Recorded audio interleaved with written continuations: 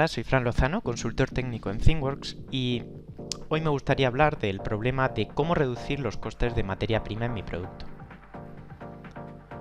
Lo primero que vamos a ver es un pequeño y breve planteamiento del problema, y para ello vamos a ver cuáles son los costes asociados al diseño de un producto. Entre ellos tenemos los costes de adquisición, los costes de almacenamiento y los costes de desarrollo y fabricación. En la sesión de hoy me gustaría centrarme dentro de la parte de costes de adquisición.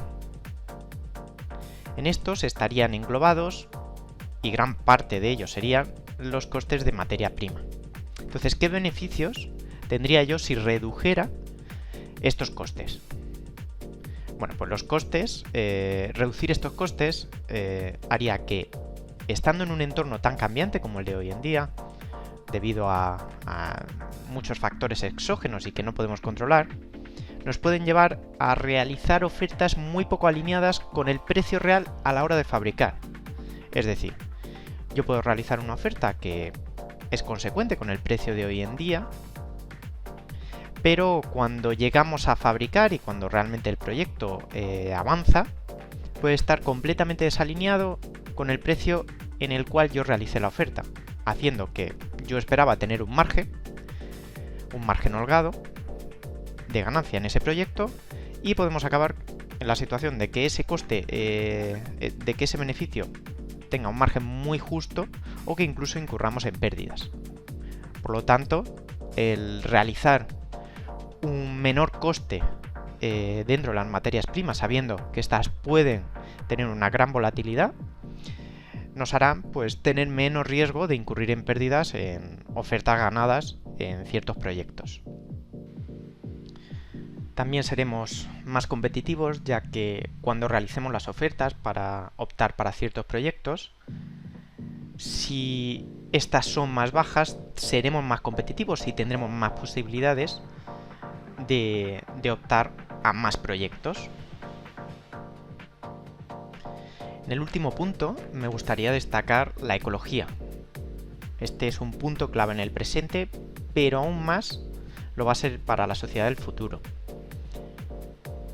Me gustaría destacar que las 7 Rs son las claves que nos ayudan a consumir de forma responsable y sostenible. Entre ellas tenemos el rediseño, la reducción, la reutilización, la reparación, renovación, recuperación y reciclaje. Nosotros, desde el punto de vista que nos atañe, podemos principalmente abordar el punto del rediseño. En este caso, el rediseño, estaríamos hablando del proceso de transformación hacia una economía circular, comenzando desde el mismo diseño del producto. En esta fase es cuando nosotros decidimos qué tipos de materiales vamos a usar, qué envases vamos a emplear. Estaríamos hablando de un ecodiseño, es decir, ya no solo estamos pensando en las funcionalidades y cómo vamos a solventar todos los problemas en nuestro diseño, sino que estamos yendo un paso más allá y estamos pensando en cómo va a afectar todo esto al ecosistema. Una de las maneras de pensar en el punto de la ecología sería el de reducir el uso de materias primas que realmente no sean necesarias, optimizando nuestros diseños. Así que estaríamos ganando desde el punto de vista económico y desde el punto de vista ecológico. Aquí me gustaría mostrar unas gráficas que nos permitan hacernos una idea de cuál es el panorama actual en cuanto a los precios de las materias primas. Por ejemplo, en cuanto a las materias primas del metal, estamos hablando de fabricación metalúrgica de hierro, acero, etc., se ha incrementado hasta un 42,5% hasta el mes de mayo. Este sería el último dato conocido según el índice elaborado por la patronal Confemetal. Pero esto también va en aumento. Así, el incremento interanual en el mes de abril era del 43,2% y en mayo se elevó hasta el 45,9%. Otras materias primas, como son por ejemplo el aluminio, alcanzó su techo el pasado 7 de marzo, pero desde entonces han caído casi un 40%. Lo que está claro es que estamos en un entorno muy cambiante y que el optimizar nuestros diseños haciendo que consumamos menos materias primas nos van a hacer mucho más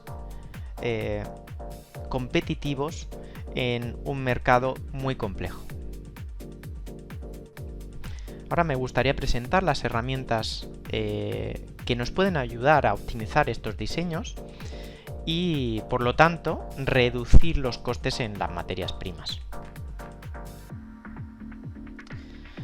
El cálculo por elementos finitos es una herramienta que lleva acompañando a la ingeniería desde hace muchos años, y dentro de los usuarios de SolidWorks, SolidWorks Simulation es la herramienta integrada dentro de ELCAD que nos va a permitir realizar estos cálculos. Podemos llegar a cálculos de cierta complejidad, pero es cierto que cuando teníamos que abordar problemas altamente no lineales o problemas dinámicos, teníamos ciertas limitaciones a la hora de poder resolverlos. Ahora desde Dassault se está democratizando, digamos, este uso de herramientas de elementos finitos con una gran potencia que nos van a permitir resolver físicas muy complejas gracias a la plataforma 3D Experience y con una gran integración dentro de SolidWorks. Gracias a la plataforma 3D Experience podremos utilizar las herramientas PLM que nos aportará Enovia, todo esto en la nube, y además conectarlo con una nueva interfaz que nos permitirá resolver con el solver Abacus de Simulia problemas muy complejos, altamente no lineales, de grandes desplazamientos, de alta velocidad, con cierta facilidad y sin necesitar probablemente personas excesivamente cualificadas y con tiempos de aprendizaje de las herramientas elevados. Estamos al final democratizando los programas de elementos finitos avanzados en el diseño y desarrollo de producto. Para ello, cuando llegamos a un tope con nuestro SolidWorks Simulation estándar o cualquiera de los acabados que tenemos en SolidWorks Simulation, ya sea el estándar, profesional o premium, ahora vamos a tener dos pasos más que nos van a ayudar a resolver estos problemas más complejos. Estaríamos hablando de los roles denominados como Structural Performance Engineer y Structural Mechanics Engineer. Iríamos desde las físicas más simples a la izquierda a las físicas más complejas a la derecha. En el caso práctico de hoy vamos a combinar la utilización de dos herramientas, como son la guía de diseño, que nos va a decir en qué puntos o en qué zonas realmente debemos de tener material, ya que es donde realmente se va a producir el desempeño de esta pieza, es decir, va a ser una optimización topológica. Y además vamos a, una vez terminada, gracias a ese estudio de guía de diseño, vamos a realizar la pieza final y la vamos a validar dentro del rol de Simulia en la plataforma 3D Experience. Una vez cargado el modelo en la plataforma 3D Experience desde SolidWorks, tengo preparado un dashboard, el cual me va a dar acceso a la aplicación XDesign, la cual será utilizada para realizar el soporte y apoyarnos en la herramienta de guía de diseño para poder optimizar esta geometría. A su vez tengo otra pestaña en la cual he colocado un widget del Bookmark Editor y otro de 3D Play, simplemente para poder visualizar el ensamblaje de manera cómoda. Por ejemplo, si quisiera explosionarlo sería tan sencillo como esto. Y voy a abrirlo en la aplicación XDesign, simplemente arrastrando hasta la otra pestaña y soltándolo.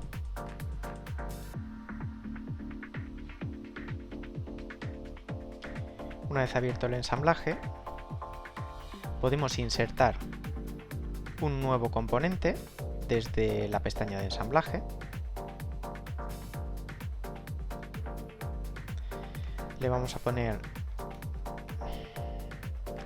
soporte generado a partir de la guía de diseño.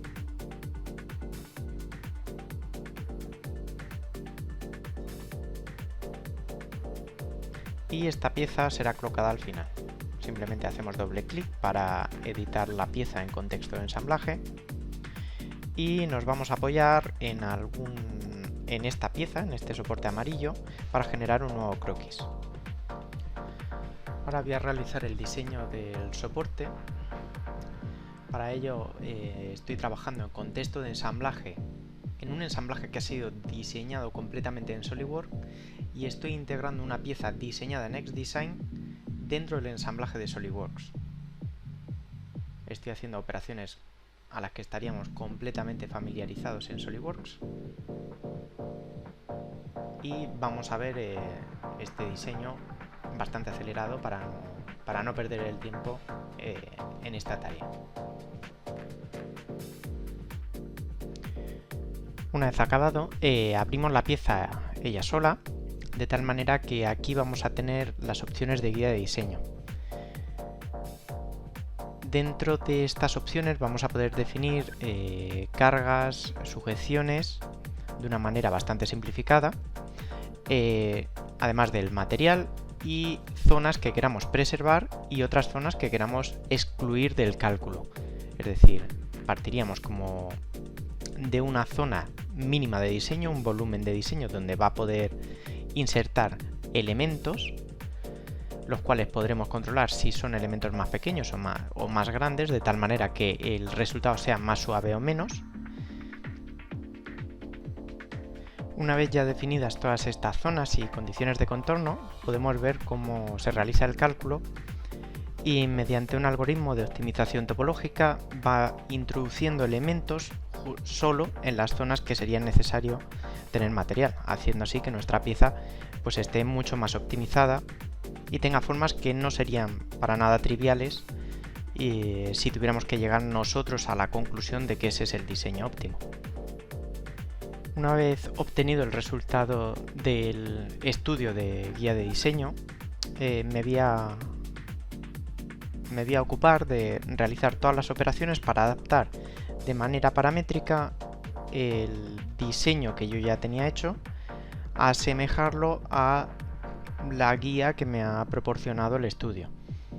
Evidentemente, para que pueda ser fabricable con tecnologías sustractivas tradicionales, voy a tener que adaptarme a formas un poco más convencionales, pero sí que partiendo de esa ayuda. Una vez que consiga una forma que crea que es suficientemente similar, lo que haremos es llevarlo a ensamblar dentro de SolidWorks. Volvemos al ensamblaje principal desde XDesign para ver cómo ha quedado el diseño.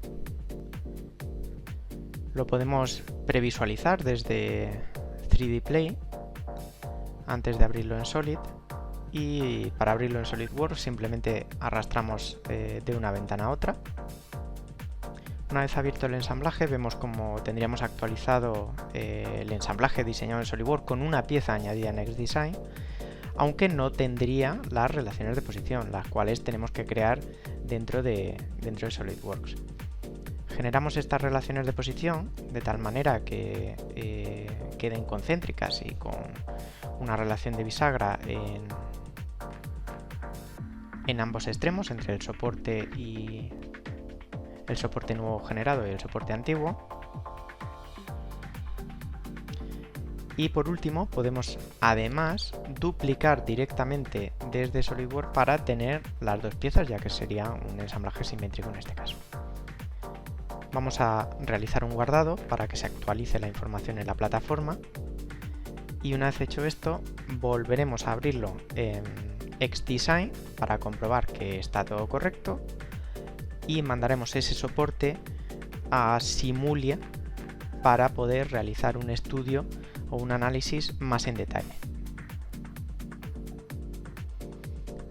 Aquí estaría ya el modelo actualizado en XDesign, de tal manera que las dos piezas, los dos soportes que hemos insertado estarían colocados, mantendrían las relaciones de posición, e incluso si actualizáramos la posición en SolidWorks debido a que los cilindros están puestos como ensamblajes flexibles, también se actualizarían aquí.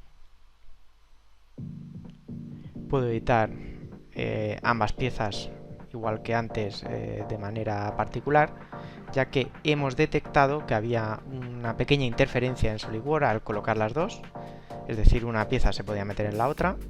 Editamos la extrusión de los salientes exteriores cilíndricos de tal manera que desaparezca esta interferencia. Primero lo reducimos a 30, vemos que no es suficiente, y luego lo reducimos a 20, viendo que ya sí que obtenemos el resultado que nosotros queremos. Una vez arreglado esta pequeña interferencia o este pequeño problema, simplemente volvemos a abrir la pieza ella sola.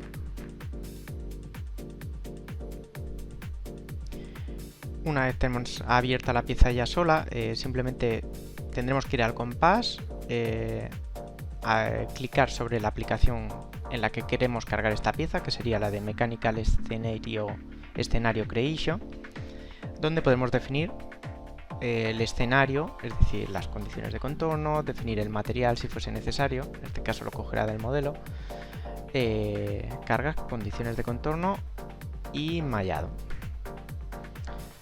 Para este caso vamos a introducir los mismos 5000 N que introducimos en el estudio de guía de diseño. Una vez hecho esto, introducimos las sujeciones, que en este caso vamos a restringir completamente las caras cilíndricas de los apoyos. Y por último vamos a simular. Esta simulación la vamos a hacer en local, pero podríamos haberlo hecho en la nube utilizando 8 cores. Vemos que tenemos una tensión de 143 megapascales, lo cual sería un coeficiente de seguridad suficiente para este estudio, y un desplazamiento suficientemente reducido. Una vez terminada la simulación, podremos compartir los resultados ya terminados con otros compañeros e interesados, ya sea mediante un post en una comunidad o en una conversación, o gracias al Role Simulation Collaborator. Este nos va a facilitar la toma de decisiones colaborativas en una empresa a través del acceso a 3D Dashboard, donde tengamos toda la información de nuestros cálculos y de una manera sencilla puedan ser revisados, comparados con diferentes alternativas de diseño. Los ingenieros podrán compartir datos de simulación con el resto de personas interesadas de la empresa, lo que les permitirá visualizar y comparar diferentes opciones de diseño en los dashboards. De esta manera los mantendremos actualizados siempre con los últimos cambios de diseño y los últimos estudios realizados.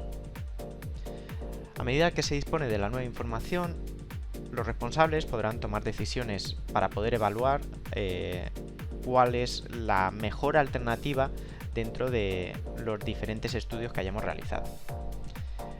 Los equipos multidisciplinares podrán trabajar simultáneamente para brindar su perspectiva sobre diferentes objetivos y comprender las implicaciones y consecuencias que tienen los cambios realizados en el modelo.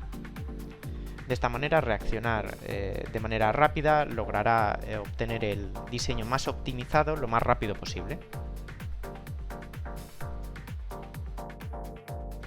Y con esto habríamos terminado, espero que os haya sido de utilidad y un saludo.